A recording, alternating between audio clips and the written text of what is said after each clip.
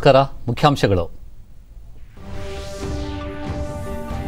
ವಕೀಲರಿಗೆ ರಕ್ಷಣೆ ಕಲ್ಪಿಸುವ ಕಾನೂನಿನ ಕರಡು ಸಿದ್ಧ, ಶೀಘ್ರ ವಿಧಾನಮಂಡಲದಲ್ಲಿ ಮಸೂದೆ ಮಂಡನೆ, ಮುಖ್ಯಮಂತ್ರಿ ಬಸವರಾಜ ಬೊಮ್ಮಾಯಿ.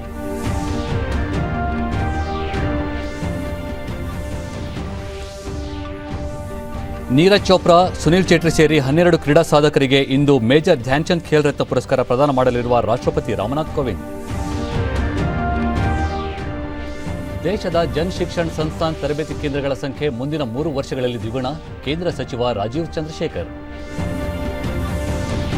ಹಾಗೂ ತಮಿಳುನಾಡಿನ ನಂತರ ಇದೀಗ ಕೇರಳದಲ್ಲಿ ವ್ಯಾಪಕ ಮಳೆ ನಿರೀಕ್ಷೆ, ರಾಜ್ಯದ ಕರಾವಳಿ ಮತ್ತು ಘಟ್ಟ ಪ್ರದೇಶಗಳಲ್ಲಿ ಮುಂದಿನ 5 ದಿನಗಳ ಕಾಲ ಮಳೆ ಸಾಧ್ಯತೆ. ವಾರ್ತೆಗಳ ವಿವರ. ಬೆಂಗಳೂರು ವಕೀಲರ ಸಂಘ ನಿನ್ನೆ ಆಯೋಜಿಸಿದ್ದ ಅಭಿನಂದನಾ ಸಮಾರಂಭದಲ್ಲಿ ಗುಜರಾತಿನ ಉಚ್ಚ ನ್ಯಾಯಾಲಯದ ಮುಖ್ಯ ನ್ಯಾಯಮೂರ್ತಿ ಅರವಿಂದರ್ ಕುಮಾರ್ ಅವರನ್ನು ಮುಖ್ಯಮಂತ್ರಿ ಬಸವರಾಜ ಬೊಮ್ಮಾಯಿ ಸನ್ಮಾನಿಸಿದರು. ಈ ಸಂದರ್ಭದಲ್ಲಿ ಕರ್ನಾಟಕ ಉಚ್ಚ ನ್ಯಾಯಾಲಯದ ನ್ಯಾಯಮೂರ್ತಿ ರಿತುರಾಜ್ ಅವಸ್ಥಿ, ಅಡ್ವೊಕೇಟ್ ಜನರಲ್ ಪ್ರಭುಲಿಂಗ್ ನವಡಗಿ, ವಕೀಲರ ಸಂಘದ ಅಧ್ಯಕ್ಷ ಎಪಿ ರಂಗನಾಥ್ ಮತ್ತಿತರರು ಉಪಸ್ಥಿತರಿದ್ದರು. ಬಳಿಕ ಮುಖ್ಯಮಂತ್ರಿ, ರಾಜ್ಯದ ವಕೀಲರ ಸಂಘ ಇಡೀ ದೇಶದಲ್ಲಿ ಮಾದರಿಯಾಗಿದ್ದು ನ್ಯಾಯಾಂಗ ವ್ಯವಸ್ಥೆಗೆ ಪೂರಕವಾಗಿ ಕಾರ್ಯನಿರ್ವಹಿಸುತ್ತಿದೆ. ಇಲ್ಲಿ ಕೆಲಸ ಮಾಡಿದ ನ್ಯಾಯಮೂರ್ತಿಗಳು ಹಾಗೂ ನ್ಯಾಯಾಂಗ ಅಧಿಕಾರಿಗಳು ಇಲ್ಲಿನ ಸೌಹಾರ್ದ ವಾತಾವರಣವನ್ನು ಪ್ರತಿಯೊಬ್ಬರು ಸ್ಮರಿಸುತ್ತಾರೆ ಎಂದರು. ವಕೀಲರ ರಕ್ಷಣಾ ಕಾನೂನಿನ ಕರಡು ಸಿದ್ಧವಾಗಿದ್ದು ಇದು ಪರಿಶೀಲನಾ ಸಮಿತಿ ರವಾನೆಯಾಗಿದೆ. ಶೀಘ್ರದಲ್ಲೇ ವಿಧಾನಮಂಡಲ ಅಧಿವೇಶನದಲ್ಲಿ ಮಂಡಿಸಿ ಅನುಮೋದನೆ ಪಡೆಯಲಾಗುವುದು. ವಕೀಲರಿಗೆ ವಿಮೆ ಕಲ್ಪಿಸುವ ಪ್ರಕ್ರಿಯೆಯೂ ಸಹ ಪ್ರಗತಿಯಲ್ಲಿದೆ. ಆದಷ್ಟು ಶೀಘ್ರ 2 ಬೇಡಿಕೆಗಳನ್ನು ಈಡೇರಿಸಲಾಗುವುದು ಎಂದು ಮುಖ್ಯಮಂತ್ರಿ ಹೇಳಿದರು. ಅಷ್ಟು ಉತ್ತಮವಾಗಿರುವಂಥ ಜಸ್ಟಿಸ್ಗಳನ್ನು ನಾವು ಸುಪ್ರೀಂ ಕೋರ್ಟಿಗೆ ಕೊಟ್ಟಿದ್ದೇವೆ. ಇದು ನಮ್ಮ ಪರಂಪರೆ.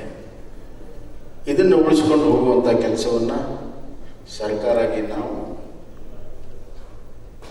ನಿಮ್ಮ ವೃತ್ತಿಯಲ್ಲಿ ತಾವು ಎಲ್ಲರೂ ಸೇರಿ ಮಾಡುವಂಥದ್ದು ಬಹಳ ಅವಶ್ಯಕತೆ ಇದೆ ಅಂತ ಅನಿಸ್ತಾ ಇದೆ.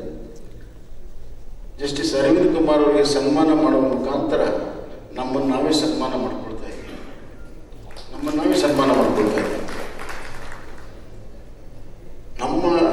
ನಮ್ಮವರೇ ಒಬ್ಬರು ನಮ್ಮ ಜೊತೆಗಿದ್ದವರೇ ಇಷ್ಟು ದೊಡ್ಡ ಸ್ಥಾನಕ್ಕೆ ಹೋಗಿದ್ದಾರೆ ಮತ್ತು ಯಾವ ಒಂದು ಒಳ್ಳೆಯ ಪರಂಪರೆಯನ್ನು ಬಿಟ್ಟು ಹೋಗಿದ್ದಾರೆ. ಇದರ ಬಗ್ಗೆ ನಮಗೆ ಹೆಮ್ಮೆ ಇದೆ ಅನ್ನೋದನ್ನು ಇವತ್ತು ನಾವು ಸನ್ಮಾನ ಮಾಡೋ ಮುಖಾಂತರ ತೋರಿಸಿಕೊಡ್ತಾ ಇದ್ದೇವೆ.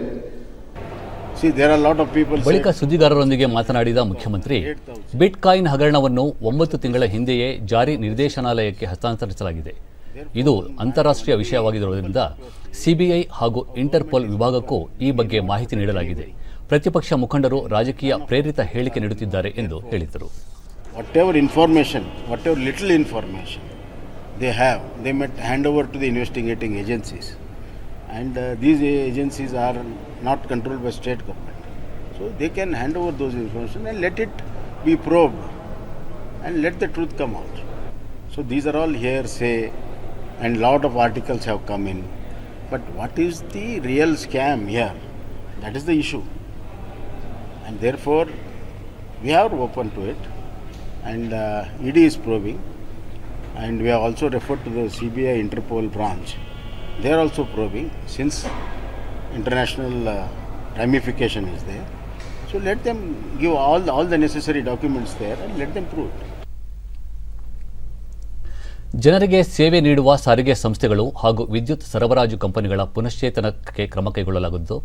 ನಿವೃತ್ತ ಅಧಿಕಾರಿಗಳ ನೇತೃತ್ವದಲ್ಲಿ ಅಧ್ಯಯನ ಸಮಿತಿಗಳನ್ನು ರಚಿಸಲಾಗಿದೆ ಎಂದು ಮುಖ್ಯಮಂತ್ರಿ ಬಸವರಾಜ ಬೊಮ್ಮಾಯಿ ಬೆಂಗಳೂರಿನಲ್ಲಿ ನಿನ್ನೆ ತಿಳಿಸಿದರು. ಕೆಎಸ್ಆರ್ಟಿಸಿ, ಬಿಎಂಟಿಸಿ, ಈಶಾನ್ಯ ಹಾಗೂ ವಾಯುವ್ಯ ಸಾರಿಗೆಗಳ ಕಾರ್ಯನಿರ್ವಹಣೆ, ಆರ್ಥಿಕ ಸದೃಢತೆಯ ಅಧ್ಯಯನಕ್ಕಾಗಿ ಸರ್ಕಾರದ ನಿವೃತ್ತ ಮುಖ್ಯ ಕಾರ್ಯದರ್ಶಿ ಶ್ರೀನಿವಾಸ ಮೂರ್ತಿ ಅಧ್ಯಕ್ಷತೆಯಲ್ಲಿ ಹಾಗೂ ವಿದ್ಯುತ್ ಸರಬರಾಜು ಕಂಪನಿಗಳ ಪುನಶ್ಚೇತನಕ್ಕೆ ನಿವೃತ್ತ ಐಎಎಸ್ ಅಧಿಕಾರಿ ಜಯರಾಜ್ ನೇತೃತ್ವದಲ್ಲಿ ಪ್ರತ್ಯೇಕ ಸಮಿತಿಗಳನ್ನು ರಚಿಸಲಾಗಿದೆ. ಸಾರ್ವಜನಿಕ ಸಂಸ್ಥೆಗಳು ಸ್ವಯಂ ಆದಾಯ ಕ್ರೋಢೀಕರಿಸಿ ಆರ್ಥಿಕವಾಗಿ ಸದೃಢರಾಗಲು ಸಮಿತಿಗಳ ವರದಿ ಬಳಿಕ ಕ್ರಮ ಕೈಗೊಳ್ಳುವುದಾಗಿ ಹೇಳಿದರು.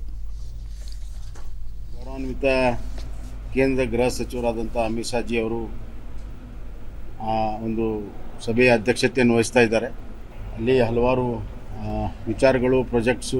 ಗೃಹ ಸಚಿವ ಅಮಿತ್ ಶಾ ಅವರು ಇದೇ 14ರಂದು ತಿರುಪತಿಯಲ್ಲಿ ದಕ್ಷಿಣ ಭಾರತ ಮುಖ್ಯಮಂತ್ರಿಗಳ ಸಭೆ ನಡೆಸಲಿದ್ದಾರೆ. ಅಲ್ಲಿ ಭದ್ರತೆ ಹಾಗೂ ಇನ್ನಿತರ ವಿಷಯಗಳ ಕುರಿತು ಚರ್ಚೆ ನಡೆಯಲಿದೆ. 16ರಂದು ಕೇಂದ್ರ ಹಣಕಾಸು ಸಚಿವೆ ನಿರ್ಮಲಾ ಸೀತಾರಾಮನ್ ಅವರು ದೇಶದ ಎಲ್ಲ ರಾಜ್ಯಗಳ ಮುಖ್ಯಮಂತ್ರಿಗಳ ಸಭೆ ಕರೆದಿದ್ದಾರೆ. ಈ ಎರಡೂ ಸಭೆಗಳ ಪೂರ್ವಭಾವಿಯಾಗಿ ಇಂದು ಅಧಿಕಾರಿಗಳ ಜೊತೆ ಸಭೆ ನಡೆಸಿರುವುದಾಗಿ ತಿಳಿಸಿದರು. ವಿವಿಧ ಮಠಾಧೀಶರು ತಮ್ಮನ್ನು ಭೇಟಿ ಮಾಡಿ ಮತಾಂತರ ನಿಷೇಧಕ್ಕೆ ಕಠಿಣ ಕಾನೂನು ಜಾರಿಗೊಳಿಸುವಂತೆ ಮನವಿ ನೀಡಿದ್ದಾರೆ. ಬಲವಂತ ಹಾಗೂ ಆಮಿಷವೊಡ್ಡಿ ನಡೆಯುವ ಮತಾಂತರವನ್ನು ನಿಷೇಧಿಸಲು ತಾವು ಬದ್ಧರಾಗಿದ್ದು, ಬೇರೆ ಬೇರೆ ರಾಜ್ಯಗಳಲ್ಲಿರುವ ಕಾನೂನುಗಳನ್ನು ಪರಿಶೀಲಿಸಲಾಗುತ್ತಿದೆ. ರಾಜ್ಯದಲ್ಲಿ ಸದೃಢವಾದ ಕಾನೂನನ್ನು ರೂಪಿಸಲಾಗುವುದು ಎಂದು ಹೇಳಿದರು. Investors for infrastructure projects, so ಅದರ ಬಗ್ಗೆಯೂ ಕೂಡ ಸುದೀರ್ಘವಾದ ಸಭೆ ಆಗಿದೆ. ಅದಲ್ಲದೆ 2 ಪ್ರಮುಖ ನಿರ್ಣಯಗಳನ್ನು ನಾವು ಇವತ್ತು ತೆಗೆದುಕೊಂಡಿದ್ದೇವೆ. ಒಂದು, ನಮ್ಮ KSRTC ಮತ್ತು NWRTC, NEKRTC ಎಲ್ಲ RTCಗಳ ಪುನಶ್ಚೇತನ ಮಾಡುವಂಥ ಒಂದು ಕೆಲಸಕ್ಕೆ, ಅದು ಹಣಕಾಸು, ಪರ್ಫಾರ್ಮೆನ್ಸು, ರೆವಿನ್ಯೂ ಎಲ್ಲ ದೃಷ್ಟಿಯಿಂದ ಪುನಶ್ಚೇತನ ಮಾಡೋ ಸಲುವಾಗಿ ಹಿಂದಿನ ಮುಖ್ಯ ಕಾರ್ಯದರ್ಶಿಗಳು ಮತ್ತು ಟ್ರಾನ್ಸ್ಪೋರ್ಟ್ನಲ್ಲಿ ಭಾಳ ವರ್ಷ ಕೆಲಸ ಮಾಡಿದಂಥ ಶ್ರೀನಿವಾಸ ಮೂರ್ತಿ ಅವರ ಅಧ್ಯಕ್ಷತೆಯಲ್ಲಿ ಒಂದು ಸಮಿತಿಯನ್ನು ಮಾಡಿದ್ದೇವೆ. ಅವರು ಅದರ ಪುನಶ್ಚೇತನಕ್ಕೆ ಒಂದು ವರದಿಯನ್ನು ಕೊಡೋದಕ್ಕೆ ನಾವು ಕೇಳ್ಕೊಂಡಿದ್ದೇವೆ. ಇನ್ನೊಂದು, ನಮ್ಮ ರಾಜ್ಯದ ಎಸ್ಕಾಮ್ಗಳು ಅವರ ಆರ್ಥಿಕ ಪರಿಸ್ಥಿತಿ ಸುಧಾರಣೆ ಮಾಡಲು ಮತ್ತು ಅವರ ಸರ್ವಿಸ್ಗಳನ್ನು ಸುಧಾರಣೆ ಮಾಡಿ ಅವ್ರ ರೆವೆನ್ಯೂ ಕೂಡ ಹೆಚ್ಚಿಗೆ ಮಾಡಬೇಕಾಗಿದೆ. ಅವೆಲ್ಲ ಸರ್ವ ಸ್ವತಂತ್ರವಾಗಿ ರೆವೆನ್ಯೂ ಮಾಡಲಿಕ್ಕೆ ಕೆಲಸ ಮಾಡಬೇಕಾಗಿದೆ. ಅದಕ್ಕೆ ನಮ್ಮ ಹಿಂದಿನ ಎನರ್ಜಿ ಪ್ರಿನ್ಸಿಪಲ್ ಸೆಕ್ರೆಟರಿ ಆದಂಥ ಜಯರಾಜ್ ಅವರ ನೇತೃತ್ವದಲ್ಲಿ ಸಭೆ ಮಾಡುವಂಥ ತೀರ್ಮಾನ ಮಾಡಿದ್ದೀವಿ. ಇನ್ನು 3-4 ದಿವಸದಲ್ಲಿ ಅದೊಂದು ಆದೇಶ ಅವೆಲ್ಲವೂ ಕೂಡ ಬರ್ತಾ ಇದೆ. ದೇಶದ ಪ್ರತಿಷ್ಠಿತ ರಾಷ್ಟ್ರೀಯ ಕ್ರೀಡಾ ಪುರಸ್ಕಾರವನ್ನು ಇಂದು ರಾಷ್ಟ್ರಪತಿ ರಾಮನಾಥ್ ಕೋವಿಂದ್ ಪ್ರದಾನ ಮಾಡಲಿದ್ದಾರೆ. ರಾಷ್ಟ್ರಪತಿ ಭವನದಲ್ಲಿ ಆಯೋಜಿಸಲಾಗಿರುವ ಕಾರ್ಯಕ್ರಮದಲ್ಲಿ 12 ಕ್ರೀಡಾಪಟುಗಳಿಗೆ ಮೇಜರ್ ಧ್ಯಾನ್ಚಂದ್ ಖೇಲ್ ರತ್ನ ಪ್ರಶಸ್ತಿ ನೀಡಿ ಗೌರವಿಸಲಿದ್ದು, ಒಲಿಂಪಿಕ್ಸ್ನಲ್ಲಿ ಸ್ವರ್ಣ ಪದಕ ಗೆದ್ದ ನೀರಜ್ ಚೋಪ್ರಾ, ಕುಸ್ತಿಪಟು ರವಿಕುಮಾರ್ ದಹಿಯಾ, ಬಾಕ್ಸಿಂಗ್ನಲ್ಲಿ ಲೋಲಿನಾ ಬೋರ್ಗೊಹೈನ್, ಹಾಕಿ ಆಟಗಾರ ಶ್ರೀಜೇಶ್ PR ಮತ್ತು Manpreet Singh, para shooter Avani Lekhara, para athlete Sumit Antil, para ಶಟ್ಲರ್ಗಳಾದ ಪ್ರಮೋದ್ ಭಗತ್, ಕೃಷ್ಣಾನಗರ್, ಪ್ಯಾರಾ ಶೂಟರ್ ಮನೀಶ್ ನರ್ವಾಲ್, ಮಹಿಳಾ ಕ್ರಿಕೆಟ್ ಆಟಗಾರ್ತಿ ಮಿಥಾಲಿ ರಾಜ್ ಹಾಗೂ ಫುಟ್ಬಾಲ್ ಆಟಗಾರ ಸುನಿಲ್ ಚೇಟ್ರಿ ಅವರಿಗೆ ಪ್ರಶಸ್ತಿ ಪ್ರದಾನ ಮಾಡಲಾಗುತ್ತದೆ. 35 ಕ್ರೀಡಾಪಟುಗಳಿಗೆ ಅರ್ಜುನ ಪ್ರಶಸ್ತಿ ಪ್ರದಾನ ಮಾಡಲಾಗುತ್ತಿದ್ದು, para paddler Bhavana Patel, para archer Harvinder Singh, athlete Harpinder Singh, cricket ಆಟಗಾರ ಶಿಖರ್ ಧವನ್, ಟೆನಿಸ್ ಆಟಗಾರ್ತಿ ಅಂಕಿತಾ ರೈನಾ, ಶೂಟರ್ ಅಭಿಷೇಕ್ ವರ್ಮಾ ಮತ್ತು ಬಾಕ್ಸರ್ ಸಿಮ್ರಾನ್ ಜೀತ್ ಕೌರ್ ಅವರು ಪ್ರಶಸ್ತಿ ಪುರಸ್ಕೃತರ ಪಟ್ಟಿಯಲ್ಲಿದ್ದಾರೆ. ಇದೇ ಸಂದರ್ಭದಲ್ಲಿ ಕ್ರೀಡಾ ತರಬೇತುದಾರರಿಗೆ ದ್ರೋಣಾಚಾರ್ಯ ಕ್ರೀಡಾ ಕ್ಷೇತ್ರದ ಜೀವಮಾನ ಸಾಧನೆಗಾಗಿ ಧ್ಯಾನ್ಚಂದ್ ಪ್ರಶಸ್ತಿಯನ್ನು ಸಹ ರಾಷ್ಟ್ರಪತಿ ಅವರು ಪ್ರದಾನ ಮಾಡಲಿದ್ದಾರೆ. ಪ್ರಧಾನಿ ನರೇಂದ್ರ ಮೋದಿ ಅವರು ನಿನ್ನೆ ತಮ್ಮ ಕಾರ್ಯಾಲಯದ ಸಿಬ್ಬಂದಿಯೊಂದಿಗೆ ದೀಪಾವಳಿ ಹಬ್ಬದ ಅಂಗವಾಗಿ ಸಂವಾದ ನಡೆಸಿದರು. ಲೋಕ್ ಕಲ್ಯಾಣ್ ಮಾರ್ಗ್ನಲ್ಲಿ ಆಯೋಜಿಸಿದ್ದ ಸಮಾರಂಭದಲ್ಲಿ ಅವರು ಸಿಬ್ಬಂದಿ ಜೊತೆ ಕೋವಿಡ್ ಸಾಂಕ್ರಾಮಿಕವನ್ನು ದೇಶ ಎದುರಿಸಿದ ಹಾಗೂ ಈ ಸಂದರ್ಭದಲ್ಲಿ ಭ್ರಾತೃತ್ವದಿಂದ ಒಟ್ಟಿಗೆ ಈ ಸಮಸ್ಯೆ ವಿರುದ್ಧ ಹೋರಾಟ ಮಾಡಿದ ಬಗ್ಗೆ ಮೆಚ್ಚುಗೆ ವ್ಯಕ್ತಪಡಿಸಿದರು. ಸಾಂಕ್ರಾಮಿಕದ ಪರಿಣಾಮದಿಂದ ಸಮಾಜ ಹಾಗೂ ಆಡಳಿತದಲ್ಲಿ ಸಕಾರಾತ್ಮಕ ಬದಲಾವಣೆಯಾಗಿದ್ದು, ಈ ಪರಿವರ್ತನೆಯಿಂದ ಸಮಾಜದಲ್ಲಿ ಮತ್ತಷ್ಟು ಪುನಶ್ಚೇತನ ಕಾರಣವಾಗಿದೆ ಎಂದು ಅಭಿಪ್ರಾಯಪಟ್ಟರು. ಸಂಕಷ್ಟ ಸಮಯದಲ್ಲಿ ದೇಶದ ಜನತೆ, ಸಂಘ ಸಂಸ್ಥೆಗಳು ಪರಿಸ್ಥಿತಿಯನ್ನು ಆಂತರಿಕವಾಗಿ ಅರ್ಥ ಮಾಡಿಕೊಂಡು ಕಾರ್ಯನಿರ್ವಹಿಸಿದೆ. ಪ್ರಧಾನಮಂತ್ರಿ ನರೇಂದ್ರ ಮೋದಿ ಅವರು ಮಧ್ಯಪ್ರದೇಶದ ಭೋಪಾಲ್ನ ಜಂಬೂರಿ ಮೈದಾನದಲ್ಲಿ ಇದೇ 15ರಂದು ಬುಡಕಟ್ಟು ಹೆಮ್ಮೆಯ ದಿನದ ಮಹಾ ಸಮ್ಮೇಳನವನ್ನು ಉದ್ದೇಶಿಸಿ ಭಾಷಣ ಮಾಡಲಿದ್ದಾರೆ.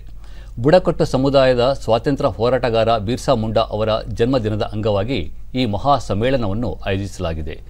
ಪ್ರಧಾನಿ ನರೇಂದ್ರ ಮೋದಿ ದೇಶದಲ್ಲಿ ಮೊದಲ ಬಾರಿಗೆ ಸಾರ್ವಜನಿಕ ಖಾಸಗಿ ಸಹಭಾಗಿತ್ವದಡಿ ನಿರ್ಮಾಣಗೊಂಡಿರುವ ಹಬೀಬ್ಗಂಜ್ ರೈಲ್ವೆ ನಿಲ್ದಾಣವನ್ನು ದೇಶಕ್ಕೆ ಸಮರ್ಪಿಸಲಿದ್ದಾರೆ. ಪ್ರಧಾನಿ ಅವರು ಮಹಾ ಸಮ್ಮೇಳನದ ವೇಳೆ ಪಡಿತರ ಮನೆ ಬಾಗಿಲಿಗೆ ಯೋಜನೆಗೆ ಚಾಲನೆ ನೀಡಲಿದ್ದಾರೆ ಎಂದು ಮಧ್ಯಪ್ರದೇಶ ಮುಖ್ಯಮಂತ್ರಿ ಶಿವರಾಜ್ ಸಿಂಗ್ ಚೌಹಾಣ್ ತಿಳಿಸಿದ್ದಾರೆ. ಕಾರ್ಯಕ್ರಮದಲ್ಲಿ ಬುಡಕಟ್ಟು ಮಹಿಳಾ ಸ್ವಸಹಾಯ ಗುಂಪುಗಳ ಪ್ರತಿನಿಧಿಗಳು, ಪ್ರಧಾನಮಂತ್ರಿ ಆವಾಸ್ ಯೋಜನೆ, ಕಿಸಾನ್ ಸಮ್ಮಾನ್ ಯೋಜನೆ ಫಲಾನುಭವಿಗಳು ಹಾಗೂ ಇತರೆ ಫಲಾನುಭವಿಗಳು ಭಾಗವಹಿಸಲಿದ್ದಾರೆ.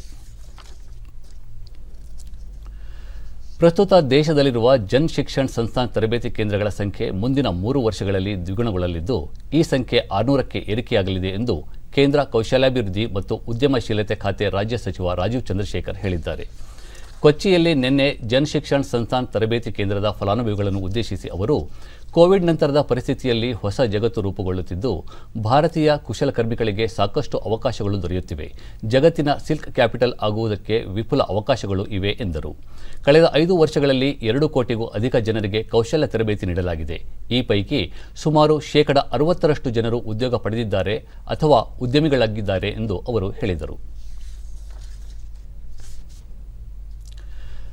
ಕಳೆದ ವರ್ಷಗಳಿಂದೀಚೆಗೆ ಭಾರತದಲ್ಲಿ ವಿದೇಶಿ ನೇರ ಬಂಡವಾಳ ಹೂಡಿಕೆ ಎಫ್ಡಿಐ ಪ್ರಮಾಣ ಕ್ಷಿಪ್ರಗತಿಯಲ್ಲಿ ಪ್ರಗತಿ ಕಾಣುತ್ತಿದೆ ಎಂದು ಕೇಂದ್ರ ವಾಣಿಜ್ಯ ಸಚಿವ ಪಿಯೂಷ್ ಗೋಯಲ್ ಹೇಳಿದ್ದಾರೆ.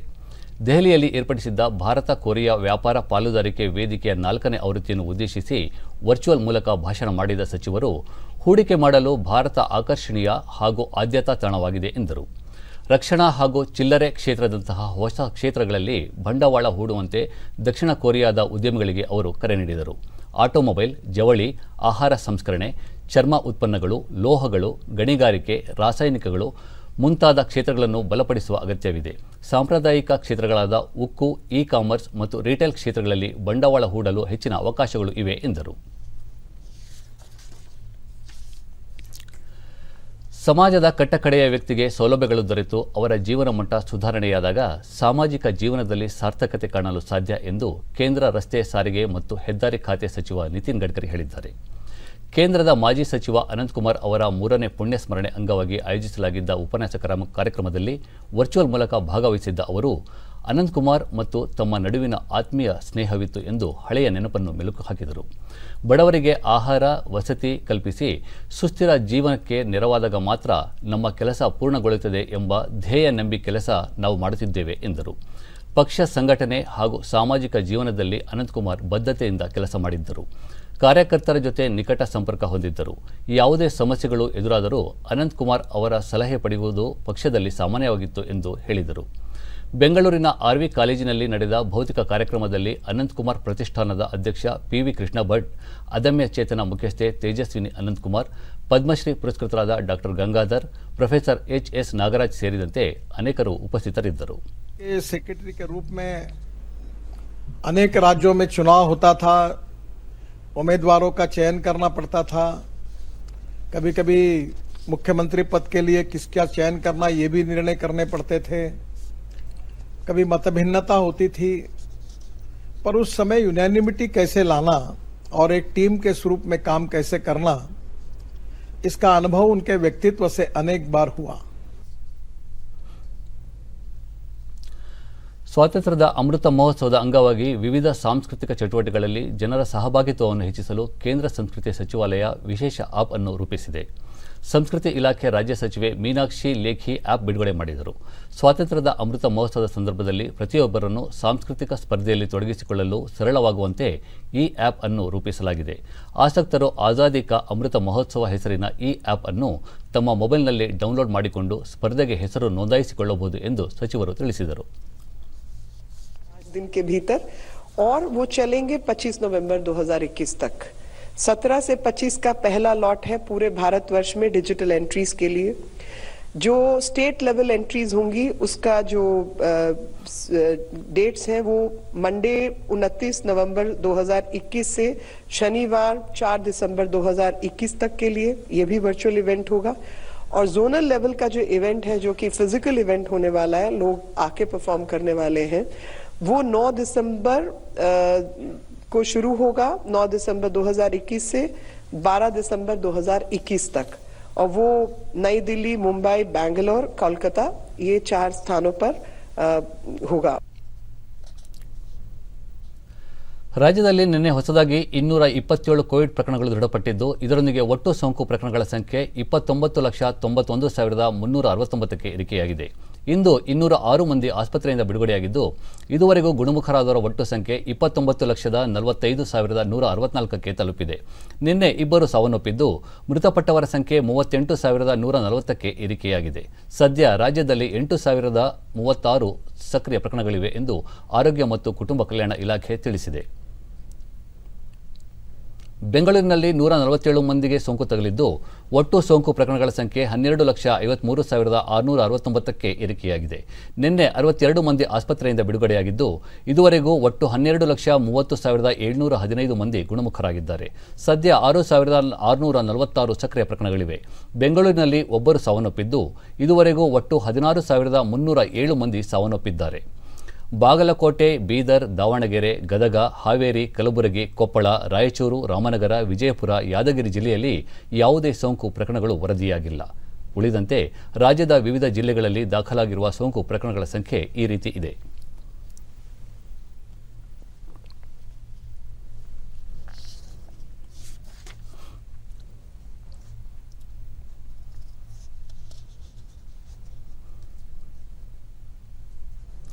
ಕರ್ನಾಟಕ ರಾಜ್ಯ ರಸ್ತೆ ಸಾರಿಗೆ ನಿಗಮದ ಬಸ್ಗಳಲ್ಲಿ ಶಬ್ದ ಮಾಲಿನ್ಯ ಉಂಟು ಮಾಡುವಂತಹ ಹಾಡು, ಸಂಗೀತ ಕೇಳುವುದನ್ನು ನಿಷೇಧಿಸಲಾಗಿದೆ.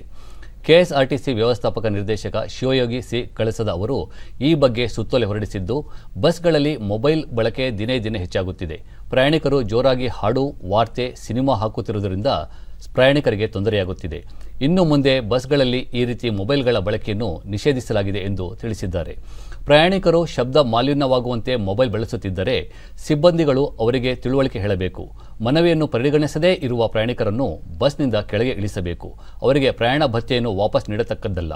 ಸದರಿ ಪ್ರಯಾಣಿಕರು ಬಸ್ನಿಂದ ಇಳಿಯುವವರೆಗೂ ವಾಹನವನ್ನು ನಿಲ್ಲಿಸಬೇಕು ಎಂದು ಸುತ್ತೋಲೆಯಲ್ಲಿ ತಿಳಿಸಿದ್ದಾರೆ.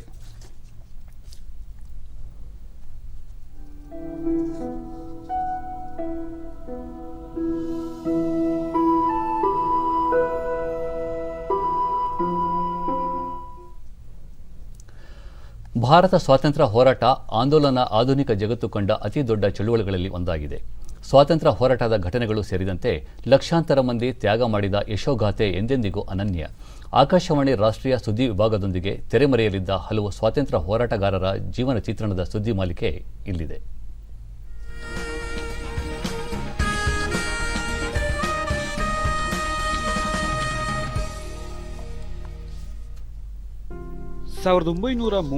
ನವೆಂಬರ್ 12ರಂದು ಲಂಡನ್ನಲ್ಲಿ ಮೊದಲ ದುಂಡು ಮೇಜಿನ ಸಭೆ ಆರಂಭವಾಯಿತು. 1919ರ ಭಾರತ ಸರ್ಕಾರದ ಕಾಯ್ದೆಯು ಭಾರತೀಯರ ಬೇಡಿಕೆಗಳನ್ನು ಈಡೇರಿಸಲು ಸಾಧ್ಯವಾಗಲಿಲ್ಲ. ಆಗ ಮಹಾತ್ಮ ಗಾಂಧೀಜಿ ನೇತೃತ್ವದಲ್ಲಿ ಸ್ವಾತಂತ್ರ್ಯ ಚಳುವಳಿಯ ಹೋರಾಟಗಳು ಉತ್ತುಂಗ ಸ್ಥಿತಿಯಲ್ಲಿತ್ತು. ಹಾಗಾಗಿ ಭಾರತ ಸರ್ಕಾರದ 1919ರ ಕಾಯ್ದೆಯ ಕಾರ್ಯವೈಖರಿ ಕುರಿತು ವಿಚಾರಣೆ ನಡೆಸಲು ಸೈಮನ್ ಆಯೋಗವನ್ನು ನೇಮಿಸಲಾಯಿತು. ಆದರೆ ಸೈಮನ್ ಆಯೋಗದ ವರದಿಗಳು ಸಮರ್ಪಕವಾಗಿಲ್ಲ ಎಂಬ ಕೂಗಿನ ಹಿನ್ನೆಲೆಯಲ್ಲಿ ಲಂಡನ್ನಲ್ಲಿ 3 ದುಂಡು ಮೇಜಿನ ಸಭೆಗಳನ್ನು ನಡೆಸಲಾಯಿತು. 1930 ನವೆಂಬರ್ 12ರಿಂದ 1931 ಜನವರಿ 19ರವರೆಗೆ ಚೊಚ್ಚಲ ದುಂಡು ಮೇಜಿನ ಸಭೆ ಆಯೋಜಿಸಲಾಗಿತ್ತು. ಈ ಸಭೆಗೂ ಮುನ್ನ ಮಹಾತ್ಮ ಗಾಂಧೀಜಿ ಅವರು ನಾಗರಿಕ ಅಸಹಕಾರ ಚಳುವಳಿಯನ್ನು ಆರಂಭಿಸಿದ್ದರು. ಇದೇ ಸಂದರ್ಭದಲ್ಲಿ ಮಹಾನ್ ನಾಯಕ ಡಾಕ್ಟರ್ ಬಿಆರ್ ಅಂಬೇಡ್ಕರ್ ಅವರು ದೇಶದಲ್ಲಿ ನಿರ್ಲಕ್ಷ್ಯಕ್ಕೆ ಒಳಗಾಗಿರುವ ವರ್ಗಕ್ಕೆ ಚುನಾವಣಾ ಸ್ಪರ್ಧೆಗೆ ಪ್ರತ್ಯೇಕ ಅವಕಾಶ ಕಲ್ಪಿಸಬೇಕು ಎಂಬ ಒತ್ತಾಯ ಮುಂದಿಟ್ಟರು.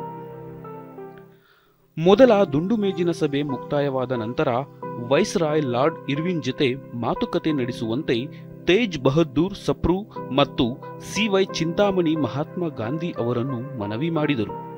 1931 ಮಾರ್ಚ್ನಲ್ಲಿ ನಡೆದ ಮಾತುಕತೆಯ ಫಲವಾಗಿ ಗಾಂಧಿ ಇರ್ವಿನ್ ಒಪ್ಪಂದಕ್ಕೆ ಸಹಿ ಹಾಕಲಾಯಿತು.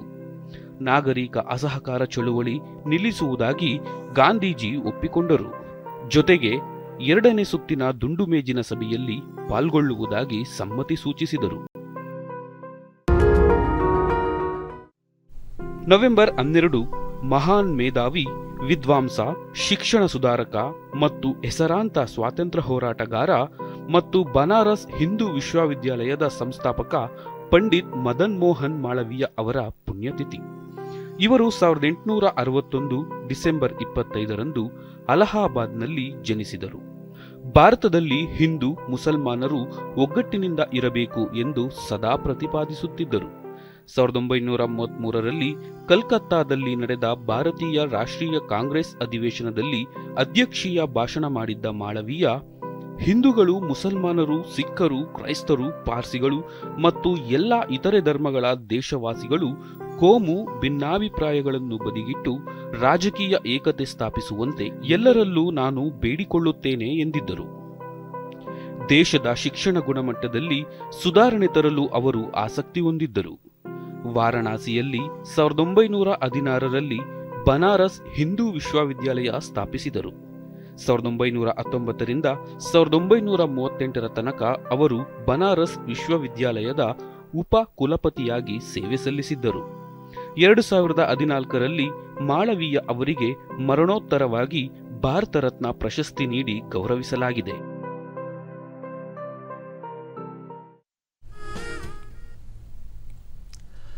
ಹಾವೇರಿಯಲ್ಲಿ ಜಿಲ್ಲಾ ಆರೋಗ್ಯ ವಿಭಾಗ ಹಾಗೂ ಜಿಲ್ಲಾಡಳಿತದಿಂದ ನ್ಯುಮೋನಿಯಾ ಮತ್ತು ಮೆನಿಂಜೈಟಿಸ್ ವಿರುದ್ಧ ಶಿಶುಗಳಿಗೆ ರಕ್ಷಣೆ ನೀಡಲು ನ್ಯೂಮೋಕಾಕಲ್ ಕಾಂಜುಗೇಟ್ ಲಸಿಕಾ ಕಾರ್ಯಕ್ರಮಕ್ಕೆ ಜಿಲ್ಲಾಧಿಕಾರಿ ಸಂಜಯ್ ಶೆಟ್ಟಣ್ಣ ಅವರು ನಿನ್ನೆ ಚಾಲನೆ ನೀಡಿದರು.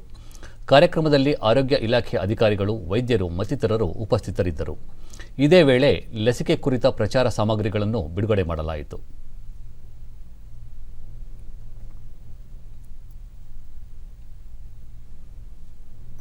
ಈ ಎರಡನೇ ಡೋಸನ್ನು ತೆಗೆದುಕೊಳ್ಳೋದಕ್ಕೆ ಬಹಳಷ್ಟು ಜನ ಹಿಂದೆ. ಜಿಲ್ಲಾಧಿಕಾರಿ ಸಂಜಯ್ ಶೆಟ್ಟಣ್ಣ, ಹೆಚ್ಚು ಅಪಾಯದಲ್ಲಿರುವ 6 ವಾರಗಳ ಶಿಶುಗಳಿಗೆ ತಪ್ಪದೆ ಈ ಲಸಿಕೆಯನ್ನು ಹಾಕಿಸಬೇಕು. ಹಿಂದೆ ಖಾಸಗಿ ಆಸ್ಪತ್ರೆಗಳಲ್ಲಿ ದುಬಾರಿ ವೆಚ್ಚಕ್ಕೆ ಲಸಿಕೆ ಸಿಗುತ್ತಿತ್ತು.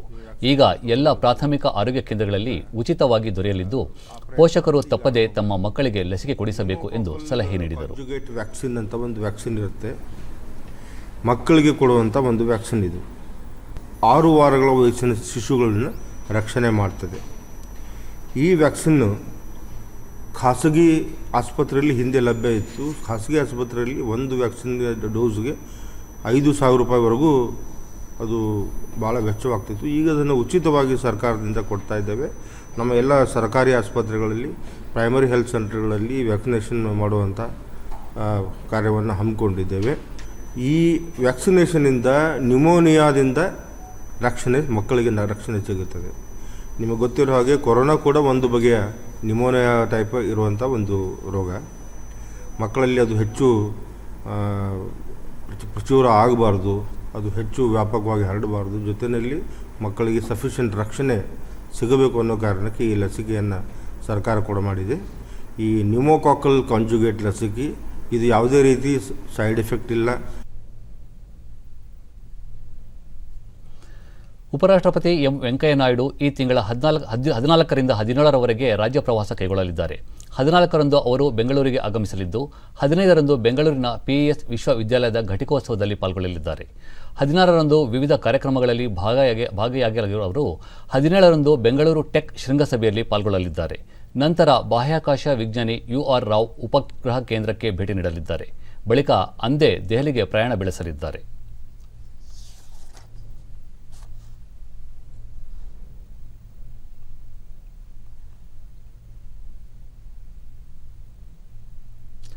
ಭಾರೀ ಮಳೆಗೆ ತುತ್ತಾಗಿದ್ದ ತಮಿಳುನಾಡಿನ ಹಲವು ಜಿಲ್ಲೆಗಳಲ್ಲಿ ನಿನ್ನೆ ಮಳೆ ಪ್ರಮಾಣ ಇಳಿಮುಖವಾಗಿದೆ. ಚೆನ್ನೈ ಸೇರಿದಂತೆ ಹಲವಾರು ಪ್ರದೇಶಗಳಲ್ಲಿ ನೀರು ತುಂಬಿದ್ದು ಜನಜೀವನ ಅಸ್ತವ್ಯಸ್ತಗೊಂಡಿದೆ. ರಕ್ಷಣಾ ಕಾರ್ಯಾಚರಣೆ ಮುಂದುವರೆದಿದೆ. ಮಳೆ ಅವಘಡದಿಂದ ಮೃತಪಟ್ಟವರ ಸಂಖ್ಯೆ 18ಕ್ಕೆ ಏರಿಕೆಯಾಗಿದೆ ಎಂದು ರಾಜ್ಯ ಸರ್ಕಾರ ತಿಳಿಸಿದೆ.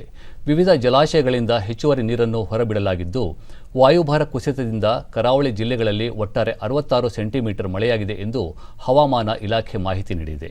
ಈ ನಡುವೆ ಚೆನ್ನೈನಲ್ಲಿ 200 ಉಚಿತ ವೈದ್ಯಕೀಯ ಶಿಬಿರಗಳನ್ನು ತೆರೆಯಲಾಗಿದ್ದು, ಚೆನ್ನೈ ವಿಮಾನ ನಿಲ್ದಾಣದಲ್ಲಿ ವಿಮಾನಗಳ ಸಂಚಾರ ಸಾಮಾನ್ಯ ಸ್ಥಿತಿಗೆ ಮರಳುತ್ತಿದೆ. ಈ ಮಧ್ಯೆ ಕೇರಳದಲ್ಲಿ 11 ಜಿಲ್ಲೆಗಳಲ್ಲಿ ಇಂದು ಯೆಲ್ಲೋ ಅಲರ್ಟ್ ಘೋಷಿಸಲಾಗಿದೆ. ರಾಜ್ಯದ ಹಲವೆಡೆ ಮುಂದಿನ 5 ದಿನಗಳ ಕಾಲ ಭಾರೀ ಮಳೆಯಾಗುವ ನಿರೀಕ್ಷೆ ಇದೆ. ತಿರುವನಂತಪುರಂ, ಕೊಟ್ಟಾಯಂ, ಆಲಪ್ಪುಳ, ಇಡುಕಿ ಜಿಲ್ಲೆಗಳಲ್ಲಿ ಆರೆಂಜ್ ಅಲರ್ಟ್ ಘೋಷಣೆ ಮಾಡಲಾಗಿದೆ. ಕರ್ನಾಟಕದ ದಕ್ಷಿಣ ಒಳನಾಡು ಹಾಗೂ ಕರಾವಳಿಯ ಹಲವು ಜಿಲ್ಲೆಗಳಲ್ಲಿ ಗುಡುಗು ಸಹಿತ ಮಳೆಯಾಗುವ ಸಾಧ್ಯತೆ ಇದೆ. ಕರಾವಳಿ ಹಾಗೂ ಘಟ್ಟ ಪ್ರದೇಶಗಳಲ್ಲಿ ಮುಂದಿನ 5 ದಿನಗಳ ಕಾಲ ವ್ಯಾಪಕ ಮಳೆಯಾಗುವ ನಿರೀಕ್ಷೆ ಇದೆ ಎಂದು ಹವಾಮಾನ ಇಲಾಖೆ ಮುನ್ಸೂಚನೆ ನೀಡಿದೆ. ರಾಜಧಾನಿ ಬೆಂಗಳೂರಿನಲ್ಲಿಯೂ ನಿರಂತರವಾಗಿ ತುಂತುರು ಮಳೆಯಾಗುತ್ತಿದ್ದು, ಇದು ಇನ್ನೂ 2 ದಿನಗಳ ಕಾಲ ಮುಂದುವರಿಯುವ ಸಾಧ್ಯತೆ ಇದೆ. ಈಗ ಇಂದಿನ ಪತ್ರಿಕೆಗಳ ಇಣುಕು ನೋಟ. ರೈತರ ಆದಾಯ ದ್ವಿಗುಣಗೊಳಿಸಲು ಆದ್ಯತೆ, ಕೃಷಿ ಮೇಳದಲ್ಲಿ ಗಮನ ಸೆಳೆಯುತ್ತಿದೆ ಕೆವಿಕೆ ಮಳಿಗೆ, ತೋಟಗಾರಿಕೆ, ಅರಣ್ಯೀಕರಣ ಇನ್ನಿತರ ಮಾಹಿತಿ. ಸೆಂಟ್ರಲ್ ಕಾಲೇಜು ಕ್ಯಾಂಪಸ್ನಲ್ಲಿ ಪದವಿ ಕೋರ್ಸ್ ಶೀಘ್ರ ಆರಂಭ. ವಾಣಿಜ್ಯ ವಿಜ್ಞಾನ ವಿಭಾಗದ ಕೋರ್ಸ್ಗಳಿಗೆ ಭಾರಿ ಬೇಡಿಕೆ. ಬೆಂಗಳೂರು ಸಿಟಿ ವಿಶ್ವವಿದ್ಯಾಲಯ ಕುಲಪತಿ ಮಾಹಿತಿ. ಕೃಷಿ ಮೇಳಕ್ಕೆ ಮಳೆಯಲ್ಲೂ ಜನಸಾಗರ. ಮೇಳದ 2ನೇ ದಿನವೂ ಸತತ ಮಳೆ. ಹೊಸ ತಳಿಗಳ ಬಗ್ಗೆ ಕೌತುಕದಿಂದ ಮಾಹಿತಿ ಪಡೆದ ಜನ. ಕೊರೋನಾ ಮಾತ್ರೆ ಶೀಘ್ರ ಲಭ್ಯ. ಭಾರತೀಯ ಮಾರುಕಟ್ಟೆ ಪ್ರವೇಶಿಸಲು ಅಮೆರಿಕದ 2 ಔಷಧ ಕಂಪನಿಗಳ ಉತ್ಸಾಹ. ವಿಶ್ವಕಪ್ ಫೈನಲ್ಸ್ಗೆ ಎರಾಸ್ಮಸ್ ಕೆಟಲ್ ಬರೋ ಅಂಪೈರ್ಗಳು. ಭಾರತದ ನಿತಿನ್ ಮೆನನ್ 3ನೇ ಅಂಪೈರ್. ಇದು ಇಂದಿನ ಪತ್ರಿಕೆಗಳ ಪ್ರಮುಖ ಸುದ್ದಿ. ಉಳಿದಂತೆ ಮತ್ತೆ ಏರಿಕೆ ಕಂಡ ತರಕಾರಿ ದರಗಳು. ಮಾರುಕಟ್ಟೆಗಳಲ್ಲಿ ದಿನೇ ಬೆಲೆ ಏರಿಕೆ. ಗ್ರಾಹಕರಿಗೆ ಚಿಂತೆ. ಕೊಂಚ ಕುಸಿದ ಈರುಳ್ಳಿ ದರ. ಕನ್ನಡ ಪುಸ್ತಕ ಹಬ್ಬಕ್ಕೆ 10,000 ಮಂದಿ ಭೇಟಿ. ನವೆಂಬರ್ 28ರವರೆಗೆ ಪ್ರದರ್ಶನ. ಮಾರಾಟ ಕೃತಿಗಳಿಗೆ ಶೇಕಡ 40% ರಿಯಾಯಿತಿ. ಹೂಡಿಕೆ ಇನ್ನೂ ಸರಳ. ಸರ್ಕಾರಿ ಬಾಂಡ್ಗಳಲ್ಲೂ ಚಿಲ್ಲರೆ ಹೂಡಿಕೆದಾರರಿಗೆ ಅವಕಾಶ. ಇನ್ನು ನಿಮೋನಿಯಾಕ್ಕೆ ಲಸಿಕೆ ಉಚಿತ. ಖಾಸಗಿ ಮಾತ್ರೆ ಸಿಗುತ್ತಿದ್ದ ಚುಚ್ಚುಮದ್ದು ಬಡವರಿಗೆ ಅನುಕೂಲ. ನ್ಯೂಜಿಲೆಂಡ್ ವಿರುದ್ಧದ ಮೊದಲ ಟೆಸ್ಟ್ಗೆ ಅಜಿಂಕ್ಯ ರಹಾನೆ ನಾಯಕ. ಕೊನೆಯಲ್ಲಿ ಮತ್ತೊಮ್ಮೆ ಮುಖ್ಯಾಂಶಗಳು.